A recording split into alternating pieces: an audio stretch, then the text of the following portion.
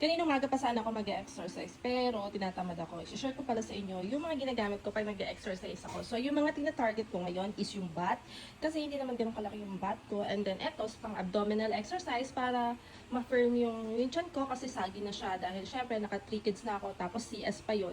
Medyo, nananansya pa ako. Pero soon, kapag okay na, yung isang roller yung gagamitin ko, yung hindi na ganito. Pero ngayon kasi nag-iingat ako kasi 3 CS ako.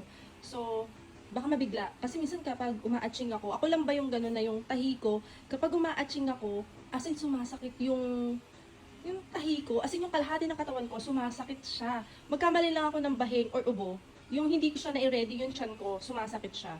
So ayan, pinapractice ko na yun nga, yung chan, yung ano ba yun, pinapa-strengthen ko, ano ba yung pinapa-strengthen ko yung abdominal ko, basta yun na yun, basta gets na yun. So ayan, ito yung ginagamit ko, rolling abdominal exercise, and then itong mat ko, super kapal niyan. Sobrang ganda nito, ang kapal. Yan, gusto ko yan, favorite ko talaga siya. Tapos ito, para sa knees ko, so makapal na to, pwede naman na siya, pero mas gusto ko pa rin to gamitin. So, kapag nag-exercise ako yung pang chan, tinatanggal ko sila, tapos ito na lang, binabalik ko kapag mag-abdominal na ako na exercise. So, yun. Tapos, ito naman, bumili rin pala ako nito. So, para mas goods yung target ko sa butt ko. So, ayan, bumili rin ako nito. Tapos, ayan, may mat siya na, may guide siya, na ayan, squat target mat siya. So, ayan. So, merong nakalagay dyan kung ano yung tina-target mo. So, ayan. So, ako sa gitna kasi, ang tina-target ko is yung glutes ko. So, ayan. Naglalagay pa ako nito para perfect, di ba? Yung bongga.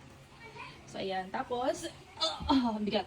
So, meron din akong kettlebell na, 10 kilo yan. So, ayan.